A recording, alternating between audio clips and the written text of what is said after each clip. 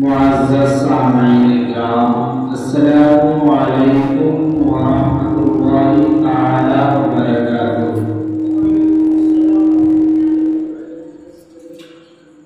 الحمد للہ نحمده ونستعینه ونستغفره ونؤمن به ونتوکل علیہ ونعوذ بالله من شرور أنفسنا ومن سيئات أعمالنا، من يهده الله فلا مضل له ومن يضلله فلا هادي له، ونشهد أن لا إله إلا الله وأشهد أن محمدا عبده ورسوله۔ قال الله تبارك وتعالى في كتابه العظيم وكتابه القديم، أما بعد فأعوذ بالله من الشيطان الرجيم، بسم الله الرحمن الرحيم، وما أرسلناك إلا رحمة للعالمين، صدق الله مولانا العظيم، وصدق رسوله النبي الأمين الكريم، ونحن على ذلك لمن الشاهدين والشاكرين والحامدين، والحمد لله رب العالمين۔ حضرات محترم، یہ ماہ مبارک ربیع النور کا مہینہ ہے، ربیع الاول شریف کا مہینہ ہے، آقا کی ولادت کا مہینہ ہے، اور آج اس ماہ مبارک کی 12ویں تاریخ کی شب ہے۔ یہی وہ مقدس رات ہے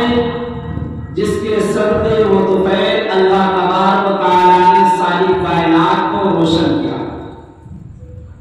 جس کے بارے میں بریلی کے تاجدار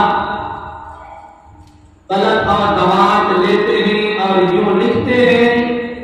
کہ یا رسول اللہ، یا حبیب اللہ،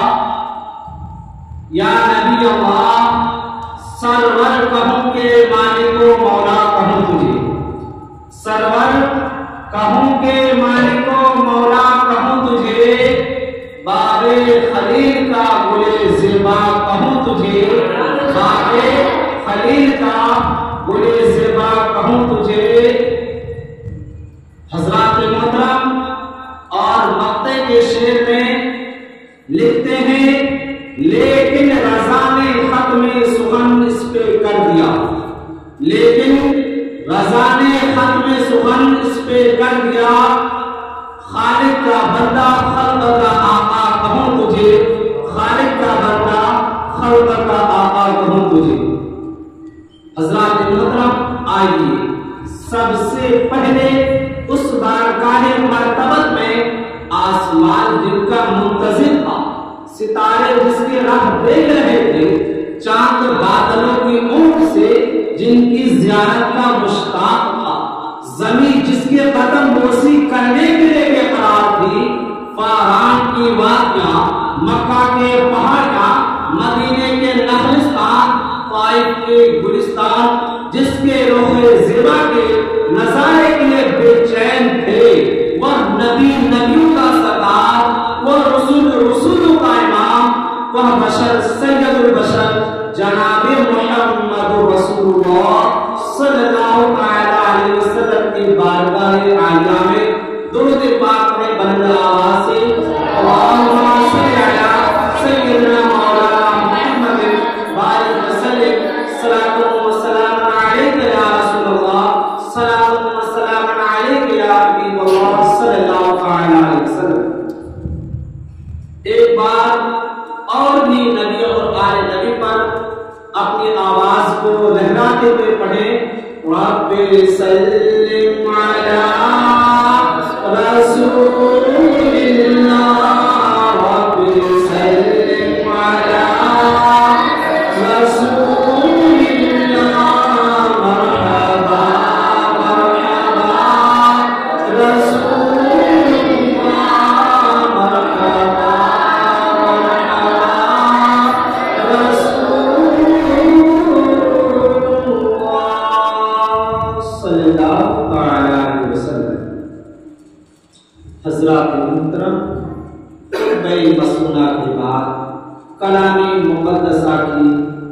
ایک مشہور و معروف آیت کریمہ تلاوت کر کے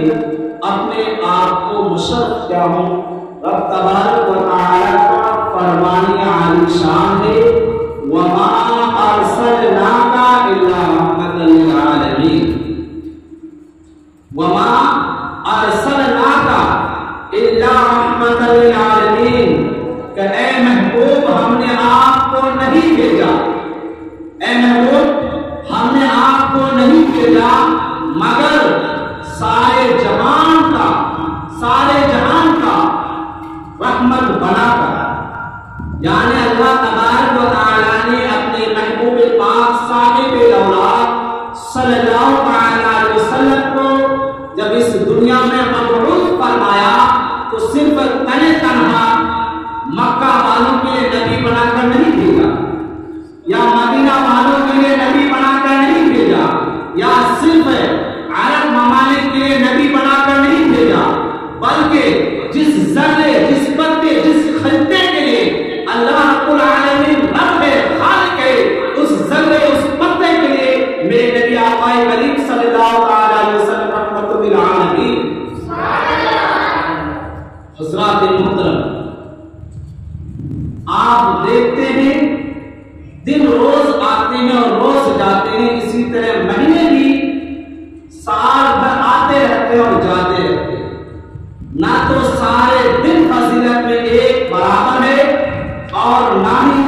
سارے مہینے ایک جیسے۔ یہ روز روشن کی طرح آیا ہے کہ ہفتے کے 7 دنوں کے فضائل مختلف ہیں۔ آپ جمعے کی فضیلت لے لیں تو جس کے بارے میں اللہ کے رسول صلی اللہ علیہ وسلم نے ارشاد فرمایا، الجمعۃ عید للمؤمنین، جمعہ مومنوں کے لیے عید کا دن ہے، لیکن ہفتے کو عید کا دن نہیں فرمایا۔ یکشنبہ، دوشنبہ، پیر یا کسی اور دن کو رحمت للعالمین نے الجمعۃ عید للمؤمنین سے خطاب نہیں فرمایا، صرف جمعہ ہی کو فرمایا۔ لیکن پیر کی اگر فضیلت لے لی جائے تو ایک اپنے آپ میں پہاڑ کے جیسا ہے، جس کے لیے خود اللہ کے رسول صلی اللہ علیہ وسلم پیر کے دن ہمیشہ روزہ رکھا کرتے تھے۔ بہرحال اس طرح سے اگر میں بتاتا رہوں تو کافی وقت لگے، لیکن مختصر وقت میں ہمیں اصل مقصد اور اصل منزل مقصود تک پہنچنا ہے، جس کے لیے خالق کائنات نے ساری کائنات کو سجایا۔ اور آپ مہینے کی اگر فضیلت لے لی جائے تو آپ دیکھیں کہ رمضان المبارک کی فضیلت کا کیا عالم ہے۔ رمضان المبارک میں اگر ایک نیکیاں کریں گے تو اس کے عوض، اس کے بدلے میں 70 نیکیوں کا ثواب عطا فرماتا ہے، لیکن یہی فضیلت اور دوسری دنوں میں اللہ تبارک و تعالیٰ عطا نہیں فرماتا ہے۔ بہرحال آب و ہوا اور فضا بھی مختلف ہوتے ہیں، ساری زمین تو اللہ تعالیٰ کی ہے، لیکن ایک زمین کی فضیلت دوسری زمین، ایک جگہ کی فضیلت دوسری جگہ سے الگ ہے، مختلف ہے، ڈفرینس ہے۔ اگر آپ کہیں گے یہ کیسے ہو سکتا ہے تو آپ دیکھ لیں، ہم جس خطے میں رہتے ہیں، راتوں دن بشر کرتے ہیں، یہاں کتنے فروٹ سے پائے جاتے ہیں، لیکن اگر وادی کشمیر کا نظارہ کریں تو کون ایسے فروٹ سے نہیں ہے کہ وہاں نہیں پایا جاتا۔ لیکن اگر آپ ہندوستان کے دوسری اگر اسٹیٹ کا نظارہ کریں جیسے کہ آسام کا، تو وہاں کے لیے چائے پتی مشہور ہے،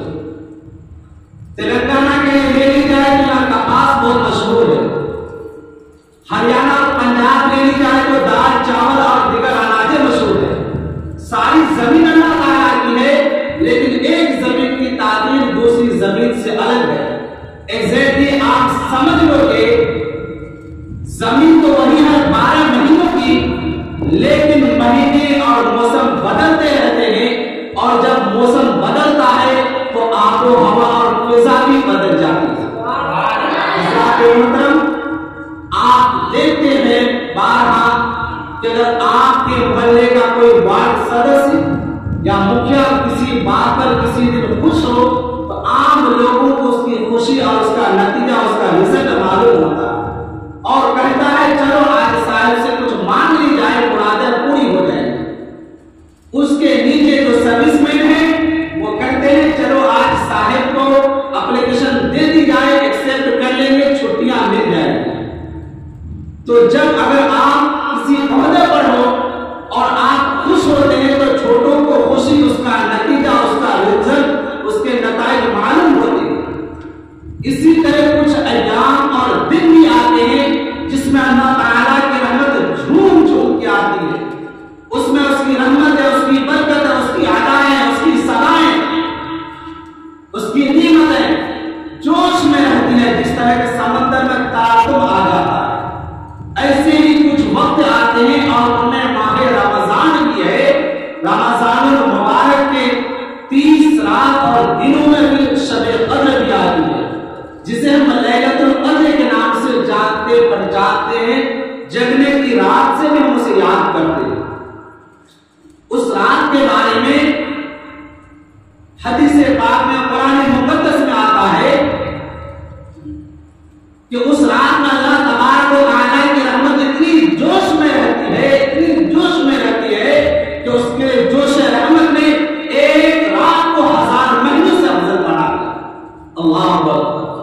ایک رات کو 1000 مہینوں سے افضل بنا دیا. آخر اسے کیا وجہ ہے, کیا ریزن ہے؟ تو فرمایا اس رات کو ایک نسبت ملی ہے. ان باتوں کو غور سے سماعت فرمائیں تبھی جا کے آپ کو منزل مقصود ملے گا, ورنہ پھر ادھر کی باتیں ادھر کرتے رہیں گے تو ہوا ہوائے میں نکل جائے گی. صرف میں ایک بات سمجھانے کے لیے تمہید باندھ رہا کہ اللہ تبارک و تعالیٰ نے اپنی رحمتیں اور قدرت کاملہ سے ایک رات کو 1000 مہینوں سے افضل بنا دیا. کیوں بنایا؟ تو فرمایا کہ اس رات میں میرا قرآن اترا. تو لیلۃ القدر کو جو فضیلت ملی, نسبت ملی ہے تو کسی کے صدقے سے ملی ہے. اور وہ صدقہ کیا ہے؟ قرآن کی آمد کی برکت سے ملی ہے. کہ قرآن کی آمد کی برکت سے اللہ تبارک و تعالیٰ نے لیلۃ القدر کو 1000 مہینوں سے افضل بنا دیا. ورنہ وہ ایک وقت ہے, اس وقت میں اس کا کوئی اپنا عمل نہیں ہے, اس کی سیلف ایکوالٹی سیلف ایٹن کچھ بھی نہیں ہے, بلکہ وہ وقت ہے جس طرح عام وقتوں میں رمضان المبارک کے 30 دنوں میں روزے رکھے جاتے ہیں اور 30 راتوں میں تراویح پڑھی جاتی ہے, اسی طرح لیلۃ القدر میں بھی تراویح کی نماز اسی انداز میں اسی برابر پڑھی جاتی ہے. لیکن اس رات کو ایک فضیلت مل گئی, ایک نسبت مل گیا قرآن کی آمد کی برکت سے کہ اللہ تبارک و تعالیٰ نے اس رات کو 1000 مہینوں سے افضل بنا دیا. مطلب پتا چلا, معلوم ہوا کہ اگر کسی چیز کو, کسی شے کو, کسی وقت کو, کسی دن کو, کسی مہینے کو نسبت ہو جائے اللہ تبارک و تعالیٰ کے کسی محبوب شے کے ساتھ اور وہ وقت اس شے میں آئے تو پھر اس کی عظمت میں 4 چاند لگ جاتی ہے. تو اہل ایمان کو سمجھنے کی بات یہ ہے کہ اللہ تبارک و تعالیٰ نے ہماری ہدایت کے لیے, ہماری رہنمائی کے لیے قرآن اتارا. تو جس رات میں قرآن اتارا وہ رات 1000 مہینوں سے افضل ہو گئی, وہ رات 1000 مہینوں سے افضل ہو گئی. تو آپ ذرا سوچیں کہ پھر قرآن اتارا کس پر؟ اگر میرے حضور نہ آتے تو قرآن آتا, اگر میرے حضور نہ آتے تو رمضان آتا, اگر میرے حضور نہ آتے تو پھر ہمیں نماز کی دعوت ملتی, اگر میرے حضور نہ آتے تو ہم پر حج فرض ہوتا, اگر میرے حضور نہ آتے تو زکات فرض ہوتی, اگر میرے حضور نہ آتے تو امت محمد کیا ہوتی, نہ جانے ہم کس کس کے در پہ ٹھوکریں کھاتے, کس کس کی جوتیاں سیدھی کرتے, کس کس کے سامنے اپنے سر جھکاتے. یہ ساری نعمتیں, یہ ساری نعمتیں یعنی ہمارا مسلمان ہونا, نماز کا فرض ہونا, روزہ کا فرض ہونا, حج کا فرض ہونا, زکات کا فرض ہونا, یہ ساری نعمتیں فقط صرف اور صرف آمد مصطفیٰ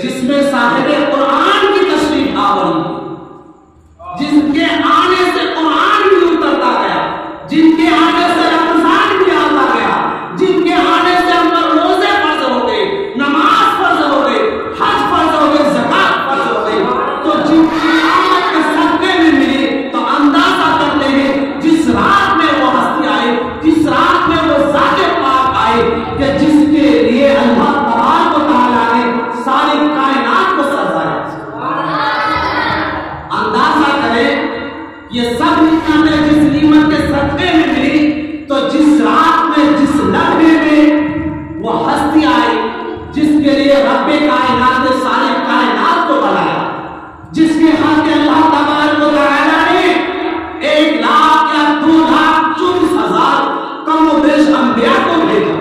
جس کے خاطر اللہ تبارک و تعالیٰ نے غروب سورج کو پلٹا دیا، جس کے خاطر اللہ تبارک و تعالیٰ نے چاند کو دو ٹکڑے میں بانٹ دیا، جس کے خاطر اللہ تبارک و تعالیٰ نے نظام شمس و قمر کو بدل دیا، جس کے خاطر اللہ تبارک و تعالیٰ نے جنت و دوزخ کا نظام بنایا کہ میرے محبوب جو تم کو مانے گا اس کی جنت عطا کی جائے گی، جو تمہاری سنتوں کو زندہ کرے گا اسے جنت عطا کی جائے گی، جو تمہاری سنت کے مطابق زندگی گزارے گا اسے جنت عطا کی جائے گی۔ اے میرے محبوب سنو، جو تمہاری فرمودات کی روشنی میں زندگی گزارے گا اسے جنت عطا کی جائے گی، اسے دونوں جہاں کی نعمت عطا کی جائے گی۔ لیکن اے میرے محبوب یہ بھی بات سن لو، میرے محبوب یہ بھی بات سن لو، جو تمہاری شان میں ذرہ برابر گستاخی کرے گا اسے اس جہنم میں ڈالا جائے گا۔ اے میرے محبوب سن لو، جو تمہاری سنتوں کا مذاق اڑائے گا اسے اس جہنم میں ڈالا جائے گا، جو دین کے ساتھ کھلواڑ کرے گا اسے اس جہنم میں ڈالا جائے گا۔ اے میرے محبوب سن لو، جو بھی دین اسلام کا مذاق اڑائے گا اسے اس جہنم میں ڈالا جائے گا۔ میرے دوستو، میرے بزرگوں، ذرا سوچے تو صحیح، جن کے لیے نظام شمس و قمر کو بدل دیے، جن کے لیے جنت و دوزخ کا نظام بنا دیا، جن کے خاطر شفاعت بنائی، جن کے خاطر رب تبارک و تعالیٰ نے تخت پر ایک کرسی رکھی جائے گی اور جن کو مقام محمود پر بیٹھایا جائے گا، وہ ہستی، وہ ذات پاک جس کے طرف اشارہ کریں گے، جس کو کہیں گے اسے بغیر حساب و کتاب کے جنت عطا کر دی جائے۔ تو اندازہ کر سکتے ہیں، تو اندازہ کریں کہ جس طرح اور جس لمحے میں وہ ہستی آئی، وہ ذات پاک آئی، تو اس راتوں کا فضا کا عالم کیا ہوگا، آب و ہوا کا عالم کیا ہوگا، اس میں اس کی رحمت ہے، اس کی برکت ہے، اس کی عزت ہے، ان کا لطف و کرم، ان کی مہربانیاں، ان کی عطائیں، ان کی سزاؤں کا عالم کیا ہوگا، ذرا اندازہ کر سکتے ہیں۔ اس لیے میں کہتا ہوں کہ مسلمانوں کو اللہ تبارک و تعالیٰ نے جو رمضان المبارک عطا کی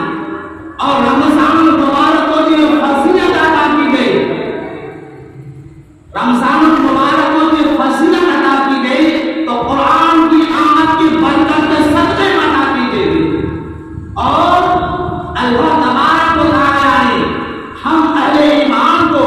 قرآن کی اور رمضان کی جو دولت عطا کی تو یہ صاحب قرآن کے صدقے میں عطا کی گئی، یہ صاحب قرآن کے صدقے میں عطا کی گئی۔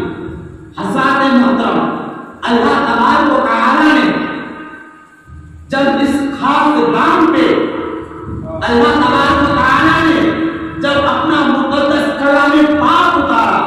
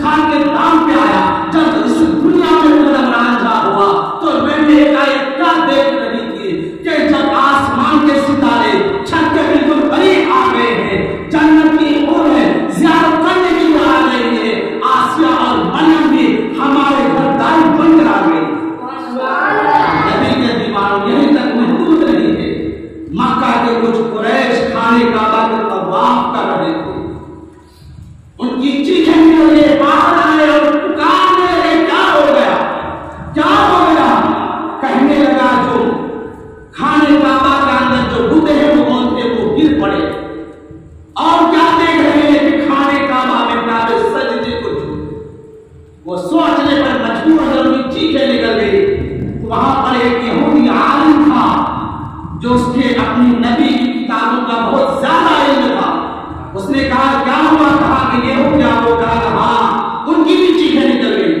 کہا کہ سن لو، ہم نے اپنی کتابوں میں پڑھا ہے، ہم نے اپنی کتابوں میں پڑھا ہے کہ جب اس کے معبودان باطل اندھیرے کرکے کے اندر گر پڑے، کھانے کا جب سجدے کو جھک جائے، اور جس سال مکہ المکرمہ میں پھل پیڑوں میں پھل زیادہ آنے لگے، گائے اور بھینس دودھ زیادہ دینے لگی، اور یہ ہو جائے وہ تمام نشانیاں بیان فرمایا کہ سن لو کہ نبی آپ صلی اللہ علیہ وسلم اس دنیا میں تشریف لائے۔ سوچے تو مسلمان، تو پھر اس رات کی برکتوں کا عالم کیا ہوگا، اس کا لطف کرنے کیا ہوگا۔ تو آج ہی وہ مقدس رات ہے جس کے صدقے میں رب تبارک و تعالیٰ نے ساری کائنات کو بنایا، بس میں خلق کو سجایا، اور اسی رات کے صدقے میں ہم مسلمانوں کو عظیم نعمتوں سے بھی نوازا کہ اللہ تبارک و تعالیٰ نے ہمیں امت محمدیہ صلی اللہ تعالیٰ علیہ وسلم پیدا فرمایا۔ اس لیے میں کہتا ہوں کہ 12 مہینے کے 11 مہینے میں فرزانہ بن کر گزارا، 12 مہینے کے 11 مہینے تک فرزانہ بن کر گزارو، اور ایک رات ایک مہینہ دیوانہ بن کر گزارو۔ فرزانہ کہتے ہیں عقل مند کو، اس لیے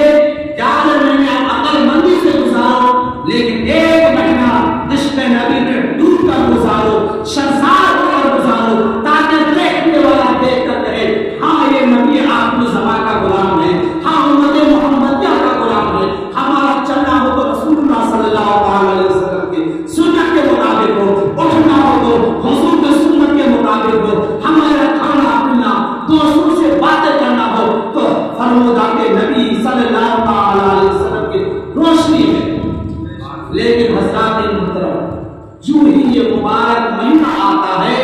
تو کچھ لوگوں کے پیٹ میں درد ہو جاتا ہے، کہتا ہے کہ سجاوٹ کس لیے کہ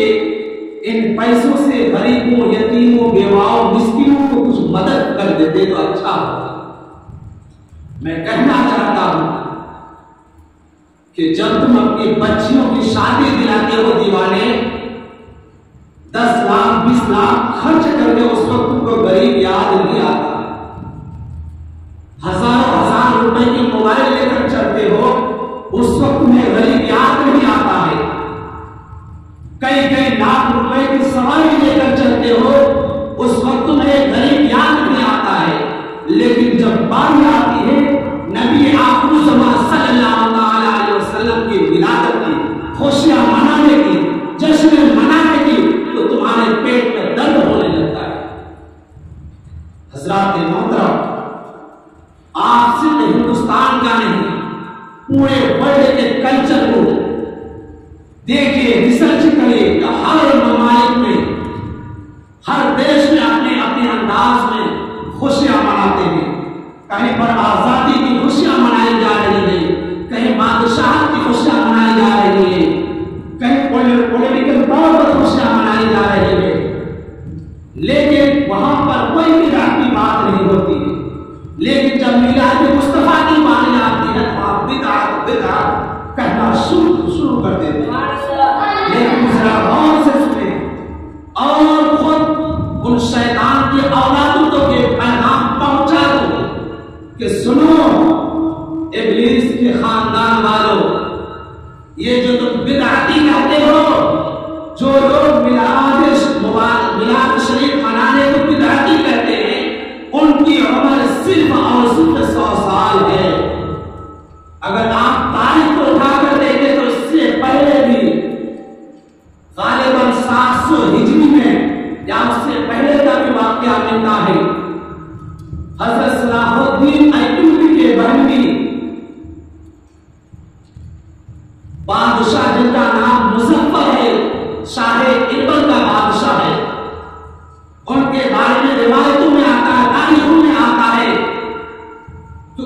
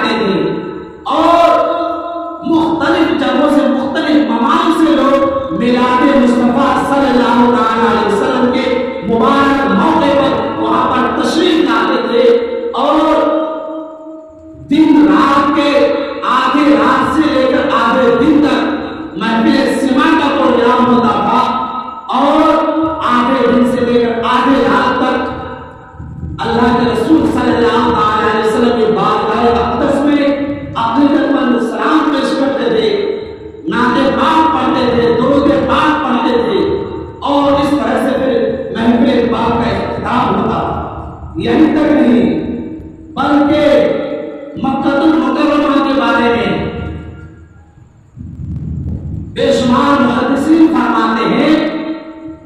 کہ جونی 11 ربیع الاول کی تاریخ آتی تھی تو مکہ المکرمہ سے یہ اعلان کیا جاتا تھا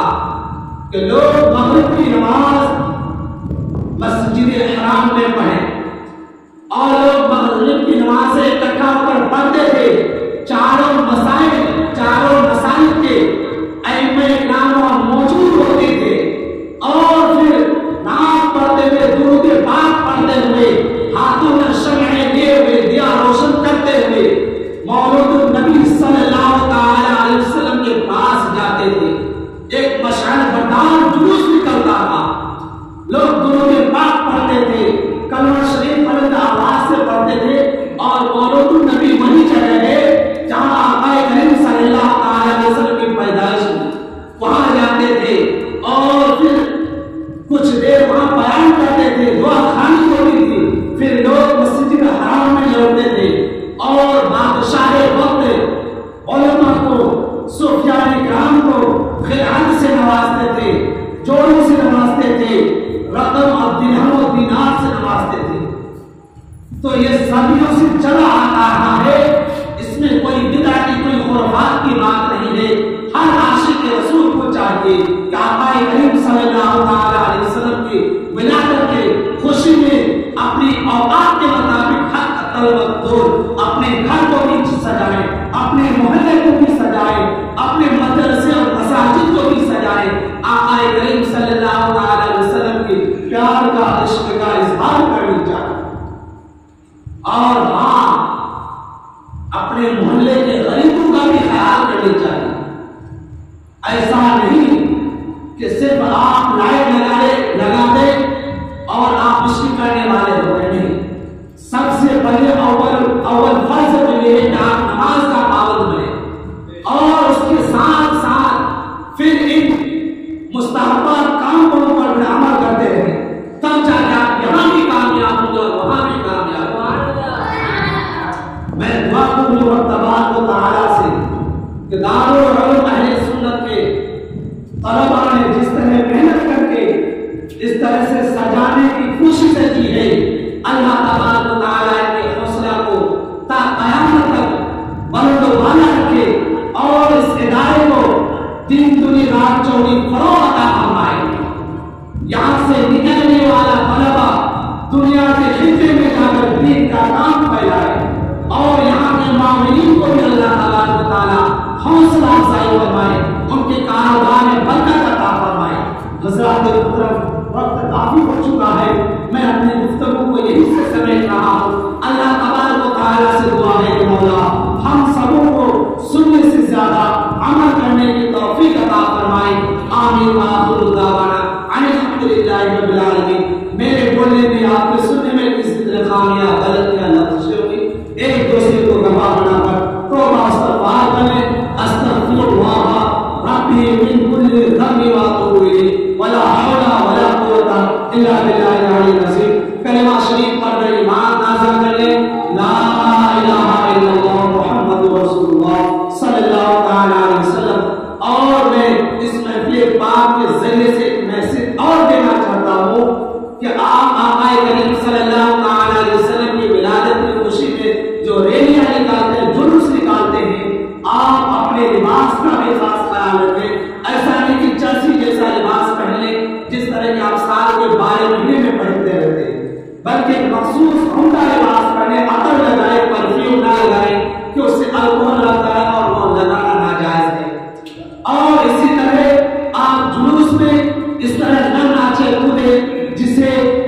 اسلام نے جائز ہی نہیں دیتا ہے ایسے حرکت کرنے کے لیے۔ اس لیے آپ جلوس سے محمد میں نکلے تو درود پاک سے لبوں کو سجا لے، نعت پاک پڑھتے رہے، نعرہ تکبیر اور نعرہ رسالت لگاتے جائیں،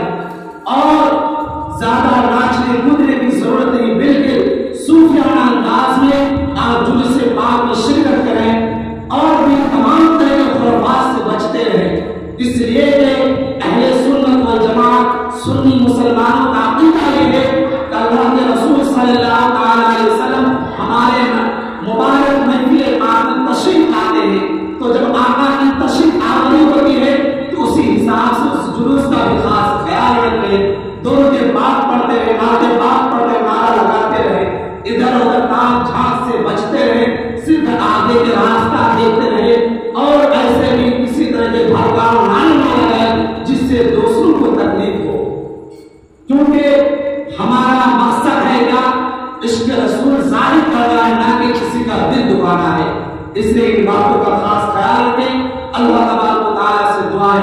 سننے سے زیادہ عمل کرنے کی توفیق عطا فرمائے. آمین. وآخر دعوانا ان الحمد للہ رب العالمین. السلام علیکم